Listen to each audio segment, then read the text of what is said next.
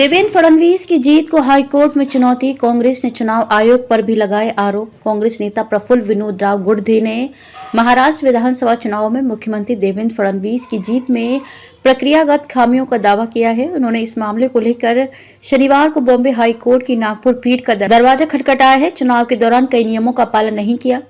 विधानसभा के लिए पिछले साल हुए चुनाव में गुर्दे नागपुर दक्षिण पश्चिम निर्वाचन क्षेत्र में फडणवीस से 39,710 मतों से हार गए थे। उनके वकील एबी मून ने बताया कि उन्होंने हाई कोर्ट में याचिका दायर की है क्योंकि चुनाव के दौरान कई अनिवार्य प्रावधानों का पालन नहीं किया गया। कोर्ट से परिणाम को अमान्य घोषित करने का आग्रह किया गया है। पूर्व मंत्री एवं कांग्रेस नेता यशोमती ठाकुर, जिन्हें तियोसा सीट से हार मिली थी, पार्टी के उनके 5 सहयोगियों और एक राकांपा शरद चंद्र पवार के नेता ने भी इसी तरह की याचिकाएं दायर की हैं।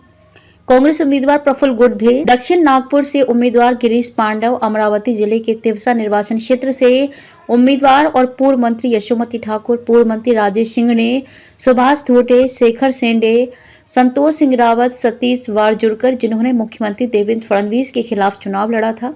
ये याचिका दक्षिण पश्चिम नागपुर विधानसभा क्षेत्र में प्रस्तुत की गई। विधानसभा चुनाव में कांग्रेस को काफी उम्मीदें थी। लोकसभा चुनाव में कांग्रेस महाविकास आघाड़ी को बड़ी जीत मिली है, इसलिए विधानसभा चुनाव में कांग्रेस को काफी उम्मीदें थी। कांग्रेस नेताओं की ओर से भी दावे किए जा रहे थे कि राज्य में महाविकास आघाड़ी दोबारा सत्ता में आएगी, लेकिन चुनाव नतीजों में महाविकास आघाड़ी को बड़ा झटका लगा।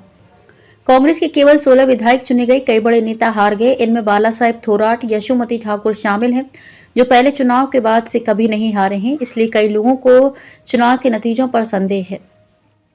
चुनाव आयोग ने ईवीएम से चुनाव कराने की अधिसूचना जारी नहीं की। याचिकाकर्ता गुर्दे ने कहा कि चुनाव आयोग ने ईवीएम से चुनाव कराने की अधिसूचना जारी नहीं की है।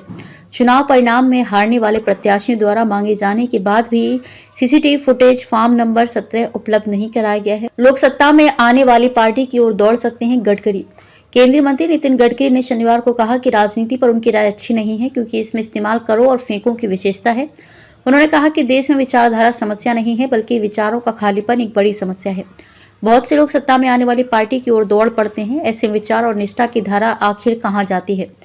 गडकरी ने कहा कि यदि देश को आगे बढ़ना है, पहले परिवार को विकसित होना होगा। एक घटना को याद करते हुए उन्होंने कहा कि एक व्यक्ति मेरे पास आया। उसने कहा कि वह देश के लिए अपनी जान देना चाहता है। उस समय उसका व्यवसाय विफल हो रहा था, वह दिवालिया हो रहा था। उसके घर पर पत्नी और बच्चे थे। मैंने उससे कहा कि पहले घर का ख्याल रखो और फिर देश का। उन्होंने कहा कि वे छत्रपति शिवाजी महाराज को अपना आदर्श मानते हैं क्योंकि महान सम्राट ने लड़ाई लड़ी और जीती, लेकिन पूजा स्त्रियों को नष्ट नहीं किया और विरोधियों पर अत्याचार नहीं किया। केंद्रीय मंत्री ने कहा कि उन्होंने अपने शासनकाल के दौरान सभी धर्मों के साथ समान व्यवहार किया और वे भारत के सच्चे धर्मनिरपेक्ष राजा थे। वो यहाँ मराठा सेवा संघ द्वारा आयोजित एक कार्यक्रम में बोल रहे थे।